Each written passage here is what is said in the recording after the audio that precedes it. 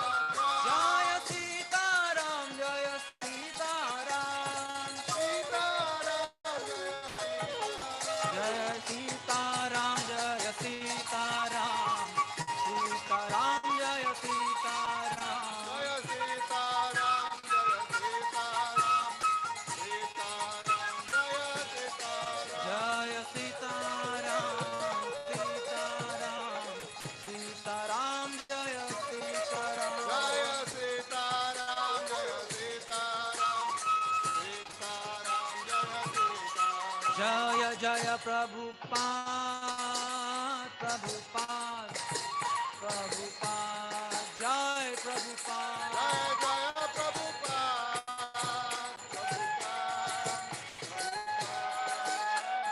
Jayo Jai Prabhupada, Prabhupada, Prabhupada, Jai Prabhupada. Jaya Jaya Prabhupada,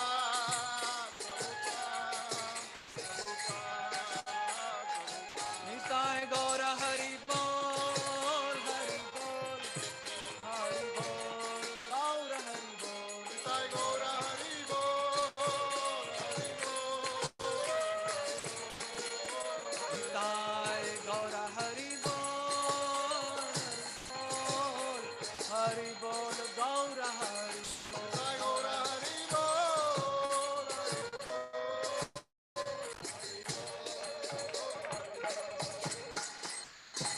Jai Shri Sitaram Lakshman Hanuman ki Jai. The divine appearance day of Shri Ramacandra Bhagavan ki Jai.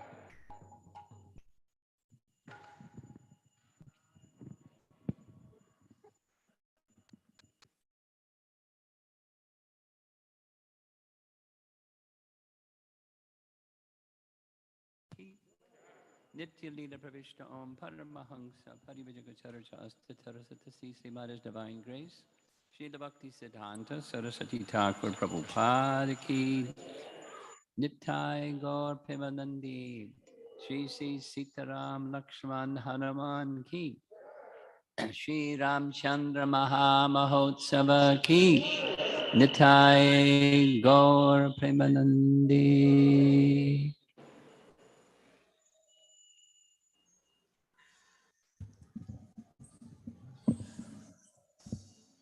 String attached or no? No.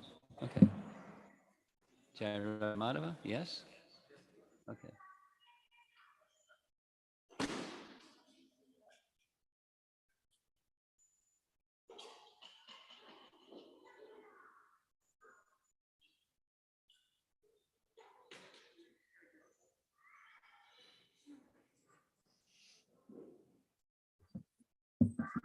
Are they going to be able to see that? This was on my screen.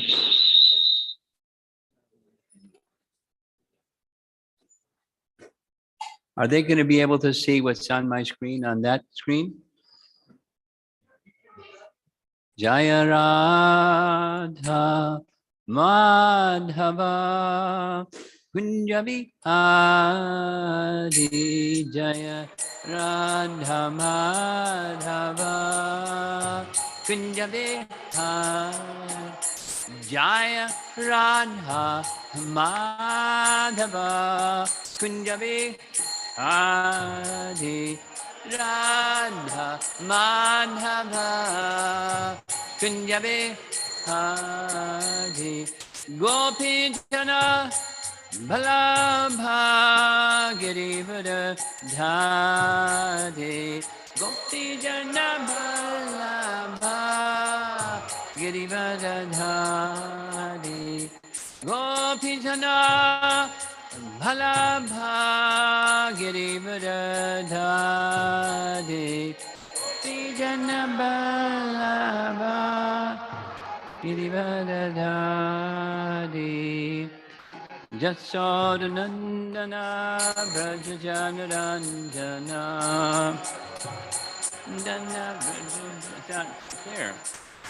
Jasodanandana Brajajanarandana. It's already there. Jamanam Tiravanam Chadi Tira. It was already showing. Jamuna Tiravanam Chadi. I see. Tiravanam Chadi. Jaya Radha Madhava Kunjabi Hadi Kunjabi Jaya Radha Madhava Kunjabi Hadi Radha Madhava Kunya Bihari Gopi Jana Bhalabha Girivaradhari Jana Bhalabha Radhari Gopi Jana Bhalabha Girivaradhari Girivaradhari Jasaranandana Brajacanaranjana Jasaranandana Brajacanaranjana Jamana Tiravana Chadi Jamuna Tiravana Chadi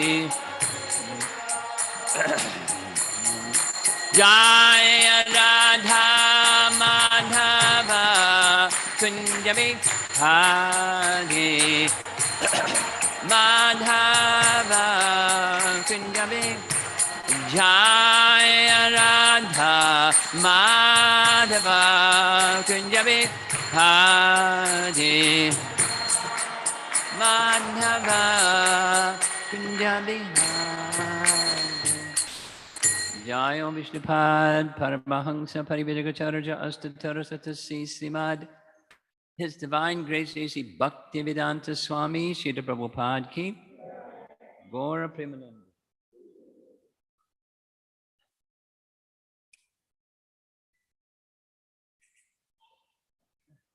I'm sure almost all of you, if not all of you, know today, a special day, the appearance day of Lord Ramacandra. So we're going to be speaking about Lord Ramacandra. And the people in the back, if they could stop talking, that would be really good. Thank you.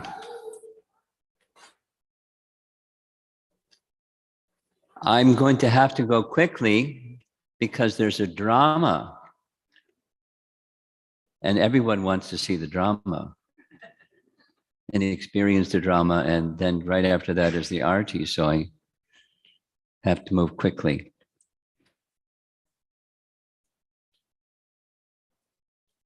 Lord Ramacandra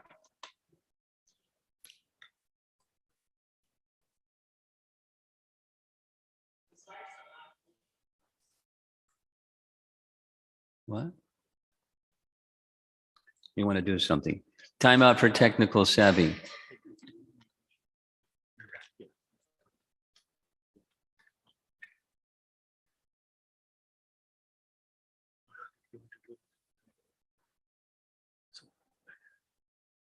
People are not able to see the slides. Well, I'll say anyways, because time is passing.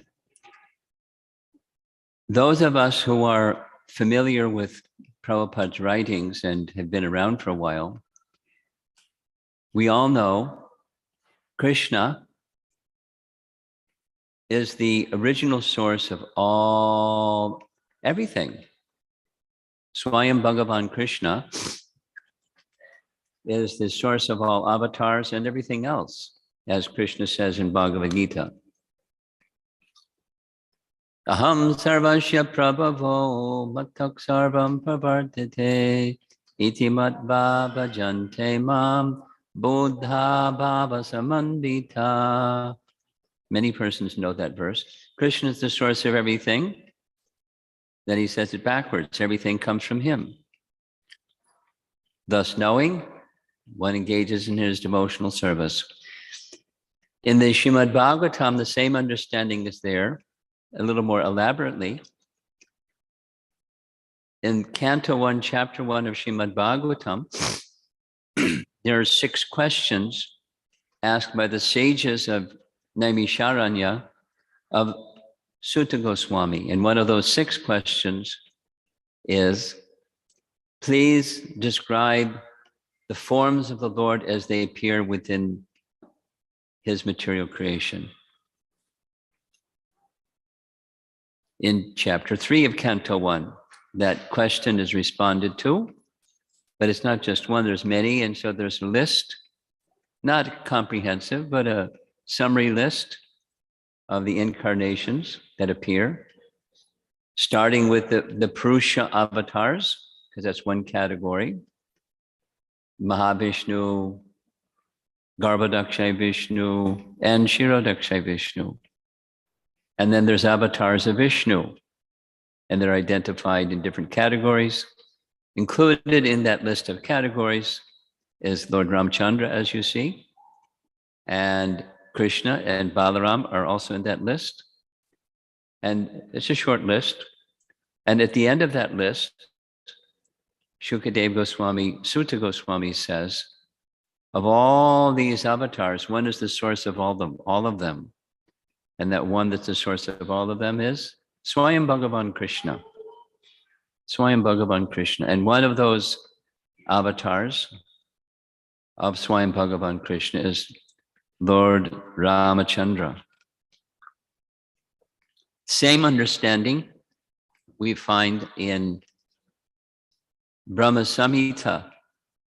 And there we go. There's Brahma Samhita, verse number 39. There's going to be a little recording. Let's say it together. Many of you know the verse. Ramadi Murtushu Kalani Amena Tishtan Nanavatara Makarod Bhuvaneshu Kinto Krishnak Swayam Sambhavak Paramak Pumanyo Govindamadi Purusham Tamaham Bhajami. The term that's used to identify the expansions or avatars is Kala. Kala. And it's translated in the translation you'll hear shortly. It's plenary portion. And sometimes Bhaktisiddhanta's very intriguing language is it's a portion of a plenary portion. And Ramadi, beginning with Rama, etc., Murtishu Kala. These are kalas or expansions of Krishna's Swayam Sambhavak Paramak Pamanyo. So there's a recording, and I hope the technology is going to cooperate. There's a recording of Mahatma singing this verse. Let's see if it works. No, it's not working. That's okay. That's okay. Because of time, I won't. He has a nice voice. He has musical accompaniment, and he sings it very nicely. Here's the translation. I worship Govinda, the primeval Lord, who manifested himself personally as Krishna and the different avatars in the world in the forms of Rama, Rishyasringa, Vamana, etc., as his, again, Bhaktisiddhanta's language, subjective portions. What does that mean? What's a subjective portion?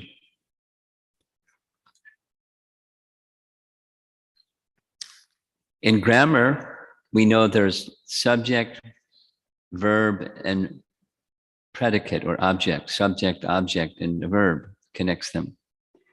So Krishna is the object and Rama is the subject.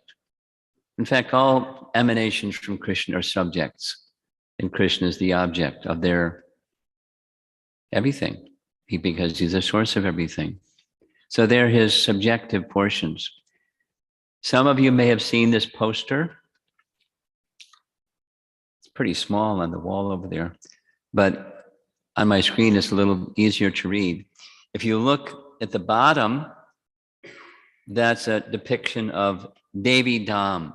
That's a universe, and what's inside one of those universes in each of those golden globes, that's so many other universes. And that cloudy thing that you see above those universes, that's the Mahatattva. And that lower realm is from a verse of Brahma Samhita, Devi Dham. And then above Devi Dham is Mahesh Dham. And Mahesh is depicted above Devi Dham. Above that is Hari Dham. And you see that golden globe above Hari Dham. See, I can point it out to you here. Up here, but it doesn't work on a screen like that.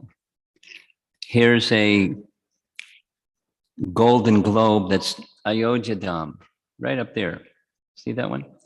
And then above that is Goloka Dham. This is just giving us a picture of the structure of everything. The spiritual world and the material world, and there's divisions. And this image shows Ayodhya Dham. Now it's at the very bottom, that bright glowing orb at the bottom. Doesn't show fully on that screen. It shows on my computer, but that's okay. That's down here. That's Ayodhya. Those little letters that are cut off by the screen. It's Ayodhya. And that's the abode of Lord Ramacandra, right? Abode of Lord Ramacandra. So the abode of Lord Ramacandra is in the upper realm of Haridham. And it's spiritually speaking, not geographically speaking, it's slightly below Golokadam. And in the center of Golokadam here, we see Radha and Krishna. And these petals, because Goloka is said to be shaped like a lotus flower with lotus petals. And the petals are the abodes in the center, the abodes of the gopis, and then the other associates of Krishna in Vrindavan. And there's more to explain about this diagram. But the main thing is to show the position down here. Where is the eternal abode of Lord Ramacandra? It's in Ayodhya and the uppermost region of Vaikuntha or Haridham. And just as the abode of Lord Ramacandra is eternal, so also the narration about Lord Ramacandra is eternal. I'll say it again. The narration about Lord Ramacandra and his activities and his loving dealings, that text, because it was spoken, it was in sound vibration prior to its written form, is eternal. And according to the Vedas, the original Ramayana, though called Mula Ramayana, was presented by Lord Hayagriva to Lord Brahma. And that's what this illustration is showing. He gave it through sound. He didn't give it in the form of a book because there are no books, but he gave it through sound. And Brahma received it. In turn, in its fullness, Brahma passed it on to Narada. 1 billion verses. That's a big text. And then Narada gave a synopsis to Valmiki.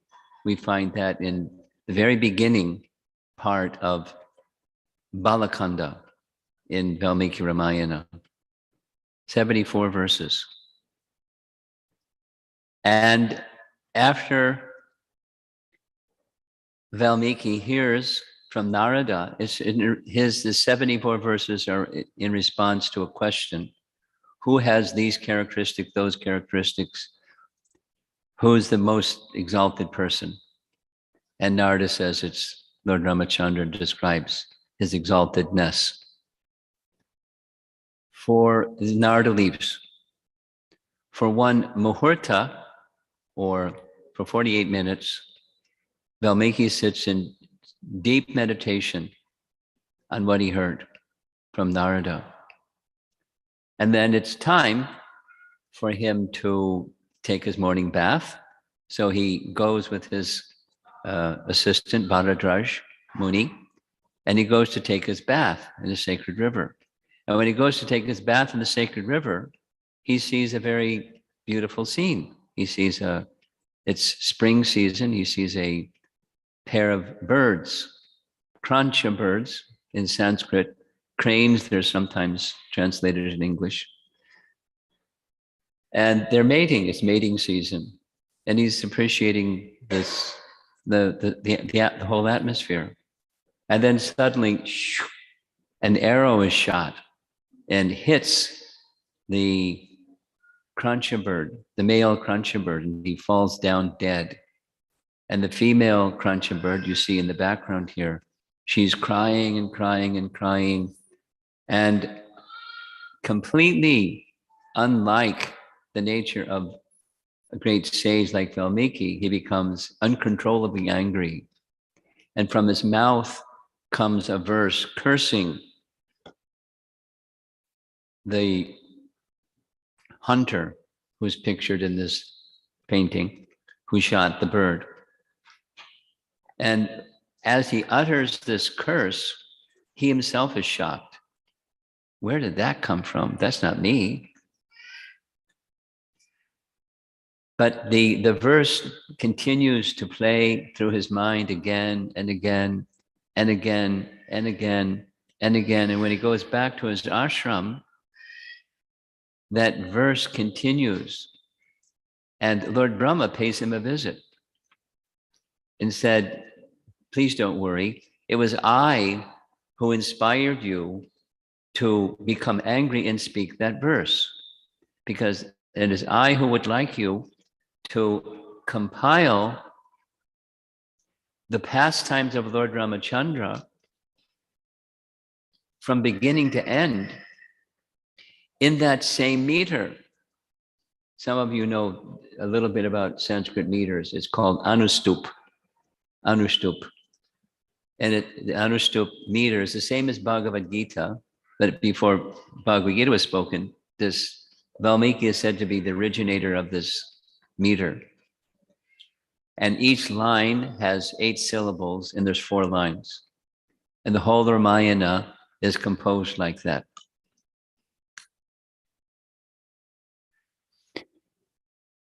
Brahma, so you can see in the painting, it's a little hard to see because it's very far away. But here's the hunter. See over here? There's the hunter. He's got his bow. Over there's the krancha bird. Here's Brahma visiting Valmiki's ashram. And Brahma, after explaining it was I who inspired you, I want you to write the entire pastime of Lord Ramacandra, and I will reveal to you the entire Mula Ramayana, 1 billion verses. So he didn't have to go do creative writing. He just revealed everything to him. Here's the verse from Valmiki Ramayana, not the Sanskrit. The incidents pertaining to sagacious Ram, together with Lakshman, Sita, Bharat, and the Rakshasas, their deeds and their thoughts, which are unknown or known to everybody and even not known to you, will be revealed to you by my grace. He's giving him the perspective of Supersoul, situated in the heart of everybody, so he can not only know what they did and what they said, but he can know their emotions. He can feel their emotions, and that comes across in his Ramayana. It's very wonderful. What a benediction. And so Valmiki composed Ramayana in 24,000, not 1 million or 1 billion, but 24,000 verses, each in this Anustup meter. Here's a photograph of modern Ayodhya along the Sarayu River. Of course, it looks different now than when it looked then, but that's today's Ayodhya. How many here have been to Ayodhya in this lifetime? One day, maybe you'll make a visit, those who haven't gone. And even, pardon me for saying this, but even nicer is Chitrakoot. And if you don't know what Chitrakoot is, please go there. And if you don't know what it is, please go there. It's where, when Ram left Ayodhya in exile, that's the first place he stopped. Recommended to go there by Bharadraj Muni. And then he visited Valmiki, and then he went to Chitrakoot. It's a very nice place. So our topic for this evening is the appearance of Lord Ramacandra. So as Valmiki is composing Ramayana, he describes, as you see in the cover of this book, Dasaratha, who's in the line of the Sun dynasty, Surya dynasty, right? Sun dynasty. What does that mean? He's in the Sun dynasty. It means, as we know from Bhagavad Gita, Krishna taught transcendental knowledge to the sun god Vivaswan. Vivaswan taught it to his son Manu, Vivasvata Manu. Manu taught it to his son Ikshvaku, and Ikshvaku was sent to this earthly realm where Vivasvata Manu had created a wonderful place for him to reside and rule on earth. Ikshvaku ruled the whole earth. So Ikshvaku is in the Sun dynasty, and Ramacandra came also in the Sun dynasty. And Dasaratha came in the Sun dynasty, his father. So he ruled for a long, long time. He ruled for 60,000 years. And his name, Dasaratha, means when he was engaged in battle, he was as if on 10 chariots. He was like in all directions. There's 8 directions, and then north and south, up and down, that makes 10. He was all over the place, riding his chariot. Very heroic battler, a warrior, and a perfectly virtuous person. Perfectly virtuous person. And so many things to say about Dasaratha, but in the very early stage of Ramayana, he was feeling incomplete. Sometimes even great souls feel incomplete, and his incompleteness was he had not yet made an arrangement for an heir to the throne, because it's one of the duties of a king that there should be a son, and the son becomes the successor king. It's a law, a Vedic law, but there was no son. So he was contemplating what to do. He assembled his ministers and Brahmana associates and sought their counsel. He had an idea. He was very enthusiastic about the idea that they should perform a yajna that would create auspiciousness so that he could have a son. And he brought the matter before the ministers, and everybody in the assembly said, let's go. Let's do the yajna. And so he went very contented with their full support back to his palace. And who would come to see him privately but one of his ministers, who was also a chariot driver, interesting combination, and his name was Sumantra. Sumantra is depicted here, where Sumantra is taking Sitaram and Lakshman on this chariot. It's a very nice painting. Over here, this is Dasaratha. Here's the 3 queens. Here's people trying to stop the horses. Does it remind you of Krishna's leaving Vrindavan, being taken away from Vrindavan by Akrura? Something like that. Similar rasa, similar ecstatic mood. They didn't want him to go, and he's determined to go. So Sumantra came to see the king. And Sumantra had because he's a minister, he heard the affirmation of the ministers that having this yajna is approved by us. So in a private setting, he said, I want to tell you something that will make you very happy. Long ago, I heard a discussion given by Sanat Kumar. And in this discussion by Sanat Kumar, he predicted that you would not only have one son, but you would have 4 sons. In fact, Sanat Kumar said that he narrated this in a previous Yuga cycle. So it hadn't happened yet, but he knew it was going to happen. It was a foretelling of an event that had yet to happen. And the details, please listen carefully, Dasaratha. You'll be very happy. Long ago, there was one of the Prajapatis named Kashyapa Muni was engaged in meditation. And on this particular occasion, he was meditating upon sunlight. And as he was meditating on sunlight, an image of a person came into his mind. And Kashyapa Muni, being a Prajapati, he didn't even require a consort. He just from his mind appeared the image of that person in person. And he named him Vibhandaka. Vibhandaka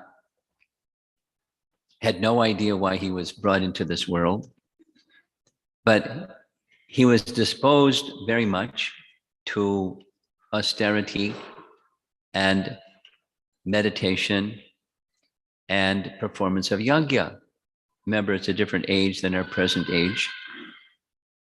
And his austerities were very intense.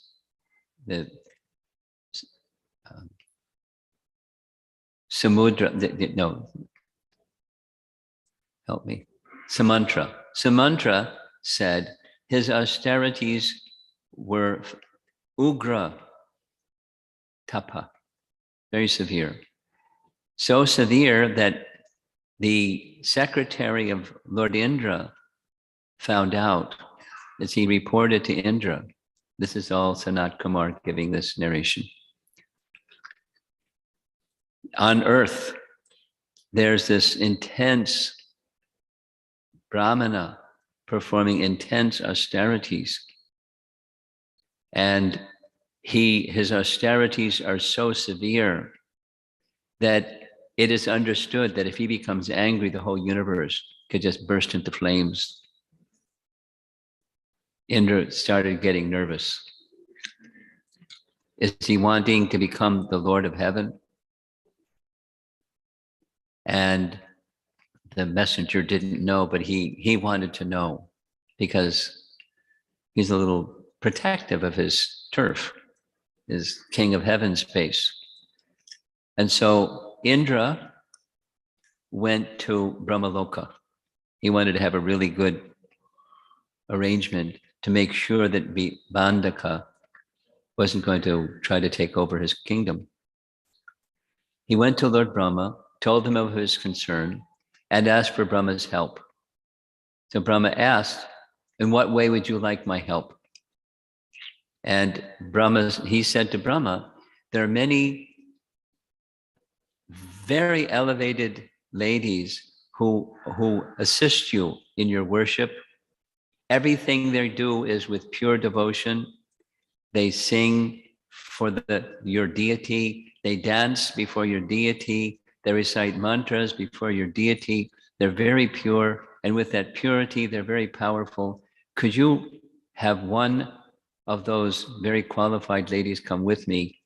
And we can see if we can divert Vibhandaka in case he has this desire to take over my kingdom. Brahma isn't into politics and espionage. He knew the Lord's pastime, so he consented on that ground. And one very qualified lady named Harsha, she was given the name Harsha because she always smiled.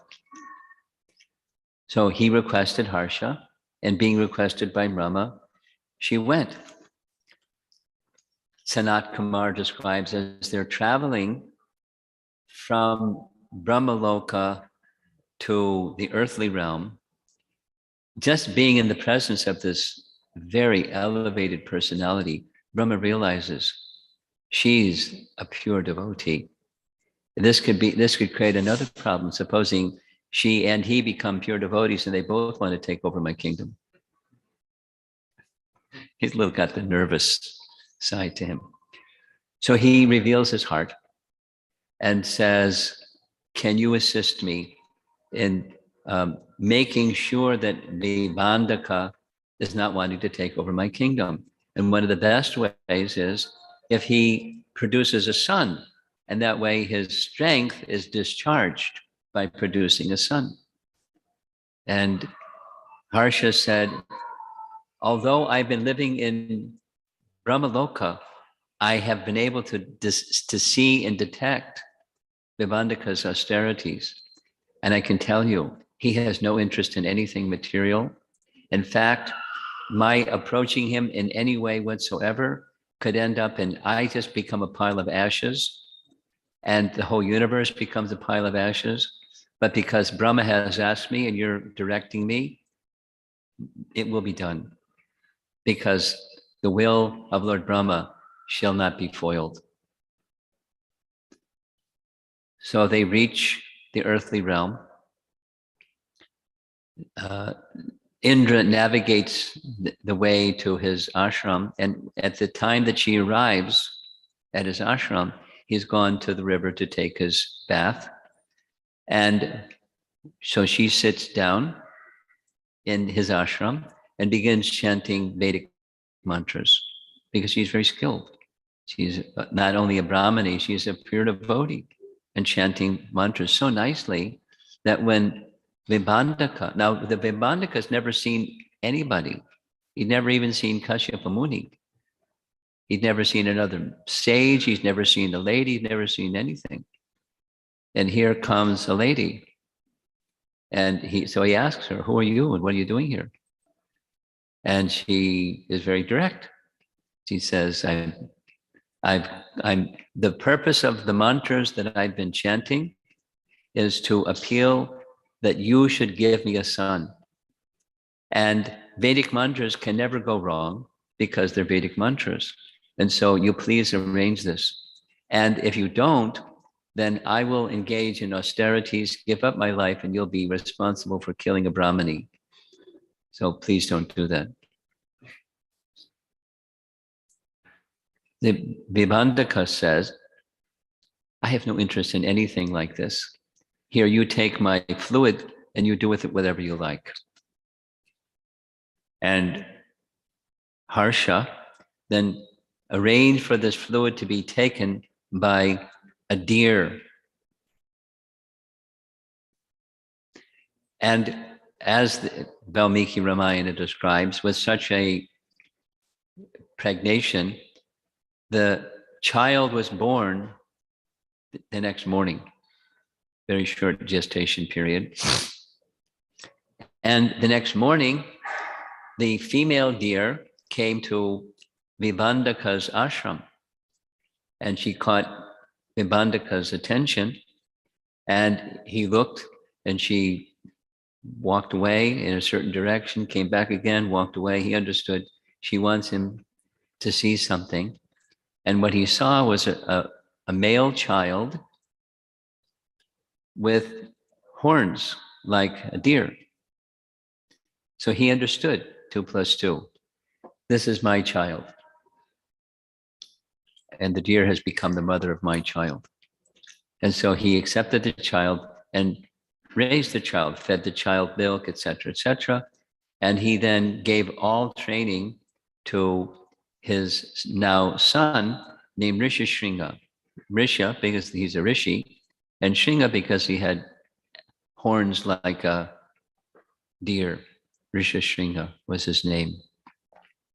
And he trained him very nicely, engaged him in the same things, studying the Vedas, performing yagyas, engaging in austerities, meditations, etc., etc. And he was very strict. His son was happy with his being very strict. And he specifically wanted that he not have any contact with worldly people, and especially womanly worldly people. The story then moves. This is now still Sanatana Goswami saying, predicting of a future event that would happen. Although Dasaratha had no son, he had one daughter. The mother of his daughter was Kaushalya. And Dasaratha had a very, very dear friend, the king of the Anga province, had a very strong desire to have a daughter. So he came to visit Dasaratha and spend some days. In the course of spending days, he started to appreciate Dasaratha's daughter, whose name was Shanta. And he requested, may I adopt your daughter and take her back to my kingdom and train her, treat her as my own daughter? So Dasaratha had such affection for this other king that he said yes. And then some misfortune happened. Notice there's always some misfortune, even if you're a great soul. After she arrived in his kingdom, there was a drought. During the rainy season, it's necessary for rain for growing of crops. Complete drought. Next rainy season, complete drought. And then the rumors started. It's because of this girl. She is the problem. She should be sent away. So the king heard these rumors, so he consulted his astrologers. Is this the cause? And the astrologer said, that's not the cause. She's brought auspiciousness to this kingdom. But we can tell you what the cause is. Oh, good. Please tell me what the cause is. Some time ago, you had engaged some brahmana in conducting a yajna, and you had promised this brahmana some dakshin, and amongst the dakshin, there were many diamonds. And as you were preparing the diamonds in a bag to give to the brahmana, you noticed that one of them was especially valuable. So you took that valuable diamond out of the bag and put a bigger diamond in the bag. And when you gave the bag to the brahmana, he immediately knew, you cheated me. And he just left his kingdom. And when he left the kingdom, for the reason that he left, all the other brahmanas left the kingdom. Without the brahmanas in the kingdom, the proper yajnas weren't being performed in your kingdom. So what to do? That was the cause. What to do? The recommendation was, there's one sage living in the forest named Rishyasringa. And if he comes here to your kingdom and he just steps his foot on the land, then immediately rain will come. He's so powerful. So the king said, let's bring him. What are we waiting for? And the sages said, not so easy, because his father, Vibhandaka, would get really angry. And if he gets really angry, your whole kingdom is finished. In fact, the whole universe could be finished. But we have a suggestion what to do. What's that? Gather together the courtesans in your kingdom and send them on a mission to bring Rishyasringa back. So then they gave a whole description of what to do. And so they did it. It's a long narrative. Build a huge ship, 4 miles long and 2 miles wide, rowed by 1,000 men, that you can't even see them because there's bushes all over the place. And inside this vast ship, there's trees and lakes and this is and that's and the other thing and the other things. It's like a whole kingdom inside the ship. So the ladies got on the ship and off they went in the direction of Vibhandaka's ashram. They docked the boat near his ashram, and they got off the boat and set up a little camp. like a ladies' ashram over there. And they waited till the right moment. And the right moment was arranged by Providence. The providential arrangement was Vibandaka heard a voice calling out loudly, "Save me! Save me!" But no one else heard it because he had special qualifications. And it turns out it was a Brahmana who was stuck inside the mouth of an elephant, calling out, "Save me, save me." So he went to save the Brahmana who was stuck in the mouth of an elephant. And by the arrangements of the Devas that also had understanding of this plan, they kept him really busy. So he was gone for some time. While he was gone, Rishyasringa was told, "You engage in yajna 3 times daily, do all your austerities and meditations, recite your mantras, and I'll be back as quickly as I can." While he was gone, he went to the forest to gather some materials for the yajna, and he crossed the path of these courtesans. And then it's kind of a section that sannyasi shouldn't really be narrating, what the courtesans did to seduce him. And they were, they did it nicely, but, they seduced him.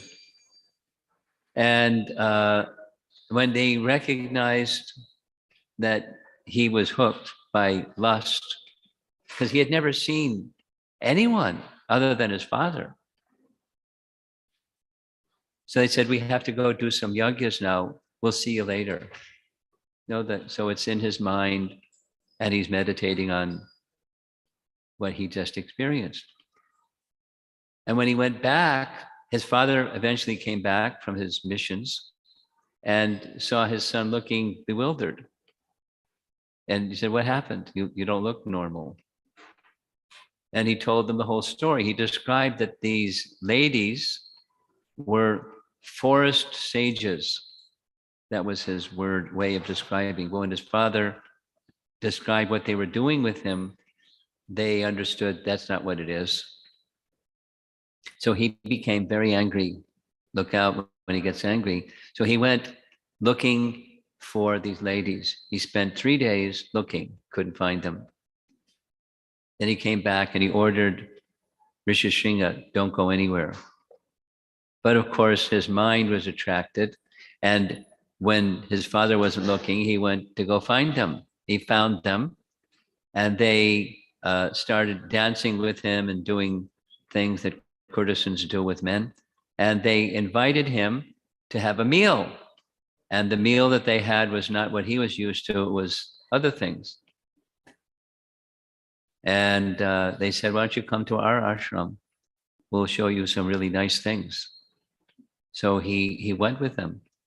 And as he was, when he went back to the kingdom of the king of Anga, as soon as he put a foot, exactly as the sages said, rain came. Now Anga had to be ready for the fury of Vibandaka. So he was very clever. He had his daughter, Shantha, marry Rishyasringa. And when he had Rishyasringa marry his daughter, he then told all the people in the tracts of land where there's agriculture that just tell, when Vibandaka comes, tell them, we're the servants of Rishyasringa. He is the king. Tell them that. So when Rishyasringa came back and the son was gone, he put 2 and 2 together and he went to look for his son. He knew where to go because he's a sage. And as he is entering the kingdom, all these cowherds people were saying, "We're the servants. You're the father of Rishyasringa. We're the servants of Rishyasringa. He's our king." He kept hearing it, and then he understood, I can't burn this place up because he's now the king and he has to give protection to everyone. Very clever. And so he confronted his son and said, "As soon as you have a child, a male child, you come back and join me in the ashram again." And that's how Rishyasringa became married to the daughter of the king of Anga, who was actually the daughter of Dasaratha and Kaushalya. This is all being narrated by his minister and as told by Sanat Kumar. And in the telling of this story, the conclusion is Rishyasringa would give a benediction. Rishyasringa would be asked to perform that Ashvamedha Yagya for Dasaratha, and Dasaratha would ask for a benediction from Rishyasringa because he was also very powerful, that there would be 3 boons given to the king, to Dasaratha. And these 3, the Ashvamedha Yagya would be successful. He would have 4 sons of immeasurable prowess, and King Dasaratha, would ascend to heaven.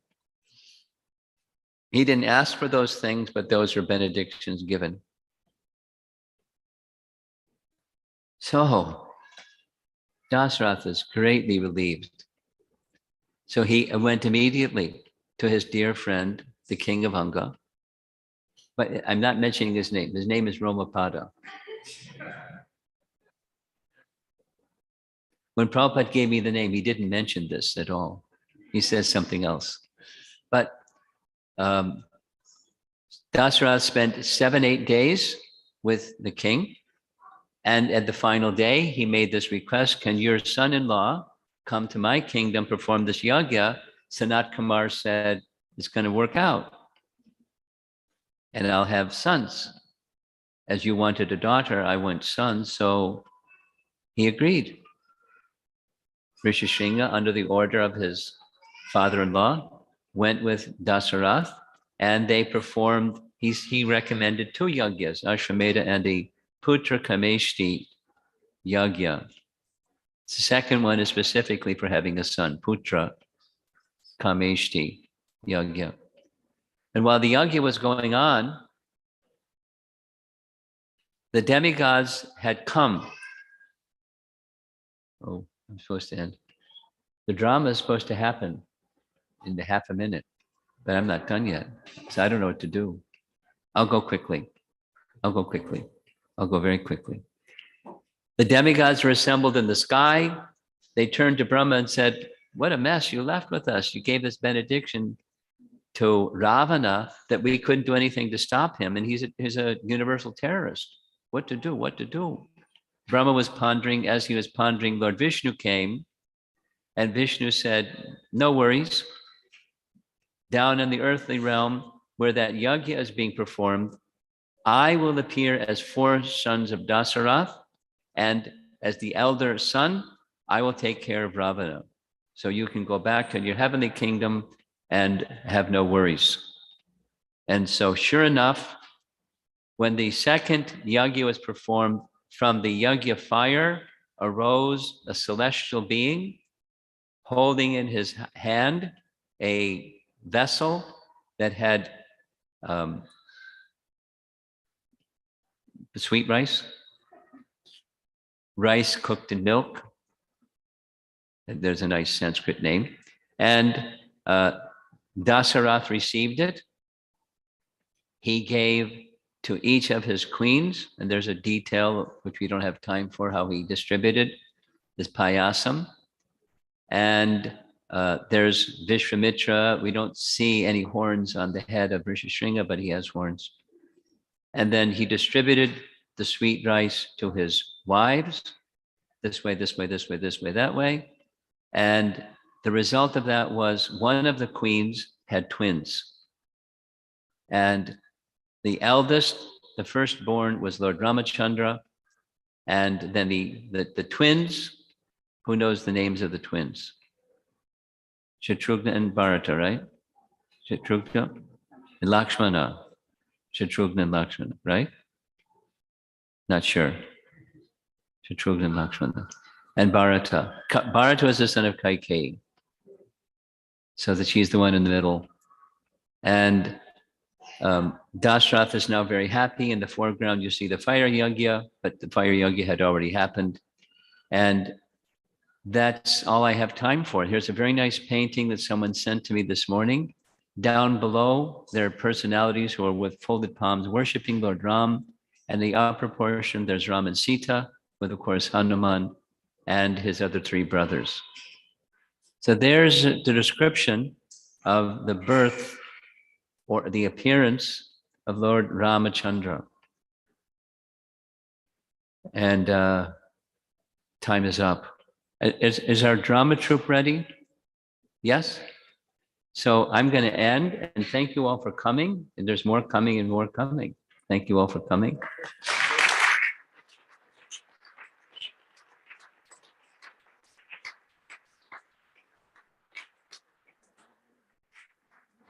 Where's the drama going to be staged? Who wants to say? Right here. Okay. Should I get out of the way?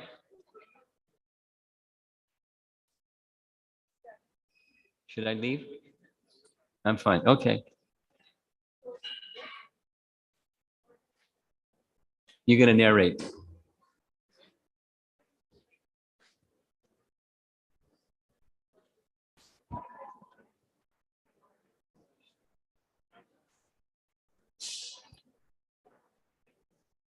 Hare Krishna. I didn't hear you. Hare Krishna. Hare Krishna.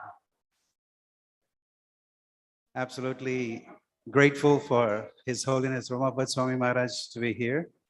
It's been a while since we've had such a big crowd here in the temple, more than 2 years. Today's Ramanavami festival sponsors Neil Parikh and Tulsi Priya Devi. They're also sponsoring this beautiful